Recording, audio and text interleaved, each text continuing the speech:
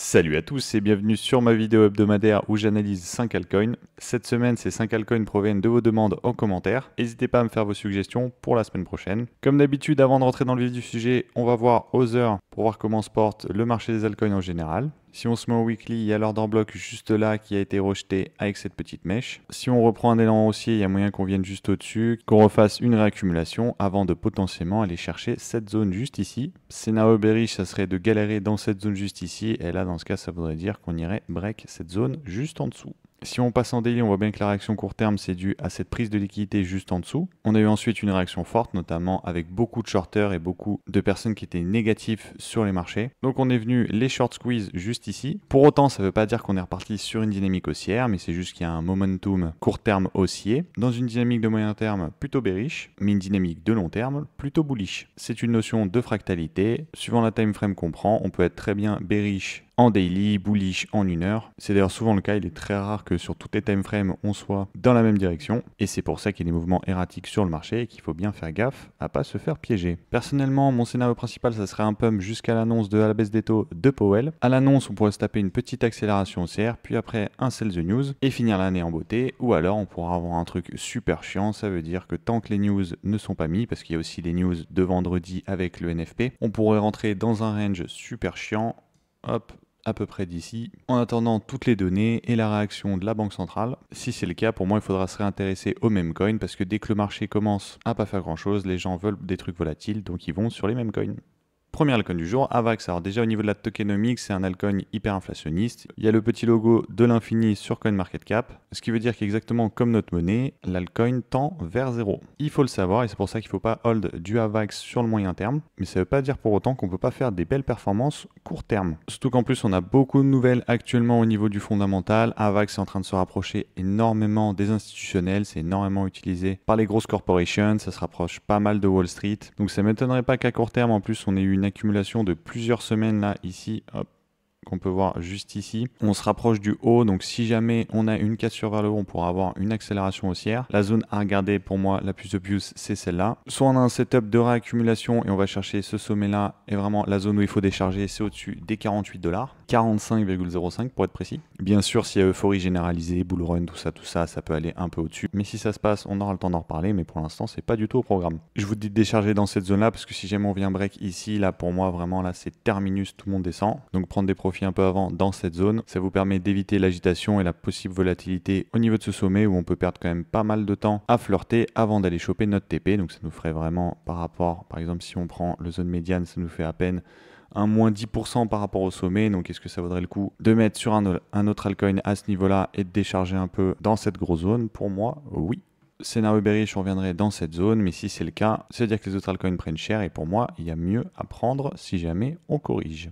Deuxième altcoin, on passe à AAV, le mastodonte de la DeFi. Si vous avez réussi à en choper en correction, bravo à vous parce que vraiment c'est un altcoin qui est très solide. Le protocole est rentable, il se rapproche de toutes les institutionnelles. C'est un big player et pour moi il va continuer à performer pendant ce cycle. Après là on est sur des niveaux où les risques reward commencent à être pas terribles. Ce que je veux dire par là c'est que si jamais vous attendez 1 x 2 à partir d'ici, ça nous donne presque l'ATH. Autant vous dire que si AAV arrive à son ATH, il y a beaucoup d'altcoins qui seront en x5 à x10. Donc tout dépend des performances que vous voulez avoir. Si on passe en weekly, il a juste réagi au-dessus de ce sommet. Il a pris la liquidité, il est venu fermer les ordres juste là. Réaction violente à la baisse, ce qui est normal. Mais bonne nouvelle, si on y retourne, ça veut dire que ça fera une résistance en moins, puisque les ordres ont déjà été refermés. Donc on pourrait choper ce break, revenir ici, retester et après partir vers de nouveaux horizons. On va voir en monthly.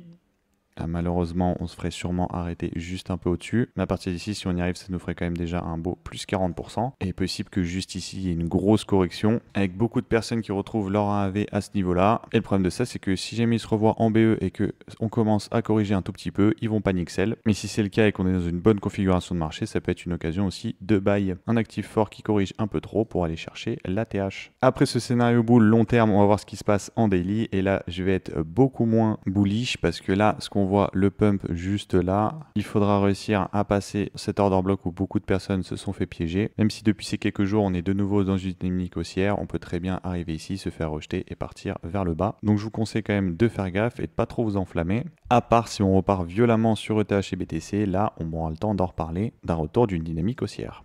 On passe à Troin, le coin de Telegram. Si jamais vous avez jamais vu un actif manipulé, vous en avez un sous les yeux. C'est encore plus parlant quand on se passe en weekly. Regardez les mèches, ça ne manque jamais. Hop, regardez, dès qu'il y a une pression baissière, hop, on est ravalé instantanément. Boum, boum, boum.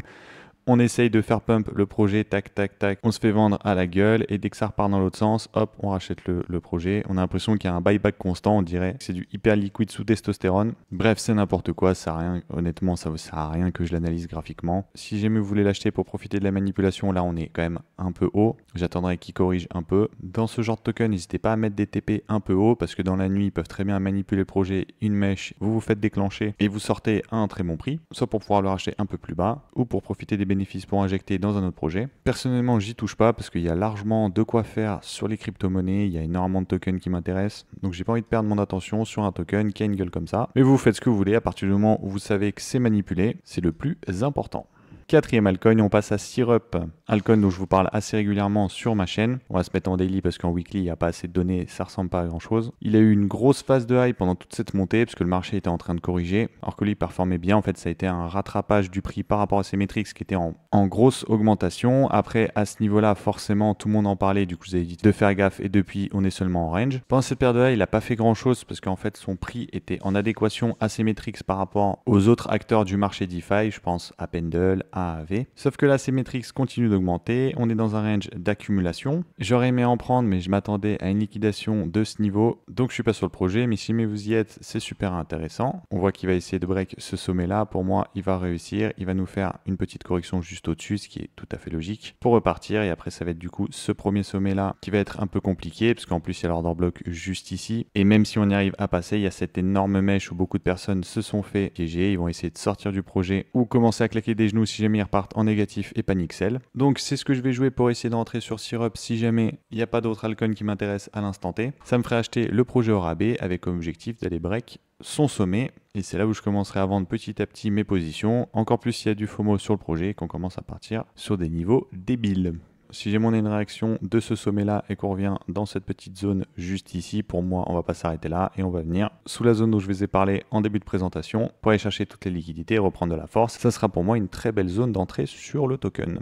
Le dernier altcoin, c'est Morpho. J'ai pas du tout eu le temps de regarder le token. Du coup, je vais juste faire une analyse graphique, le fondamental, je vous laisserai regarder ça de votre côté. En weekly, bonne nouvelle, grâce à cette mèche-là, on est venu casser ces liquidités juste ici. Donc si jamais on revient dans ces niveaux, ça nous fera une résistance de moins, donc on pourra très bien les chercher. Ce sommet juste ici, où il faudra vraiment faire gaffe, parce que je pense qu'il y aura énormément de pression vendeuse.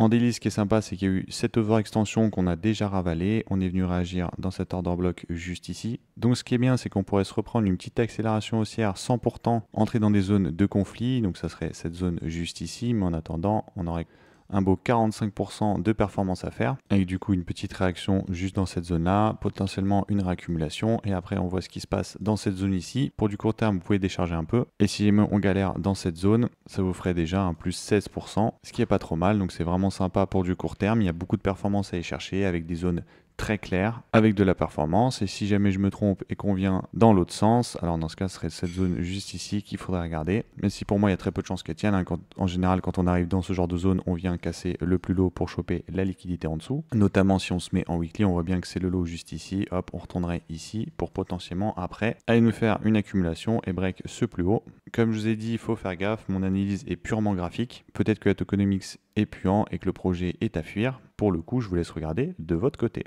C'est tout pour moi aujourd'hui, j'espère que cette vidéo vous a plu. N'hésitez pas à me dire en commentaire des altcoins que vous voulez que j'analyse pour la semaine prochaine. Merci pour votre temps, à la prochaine. Tchuss!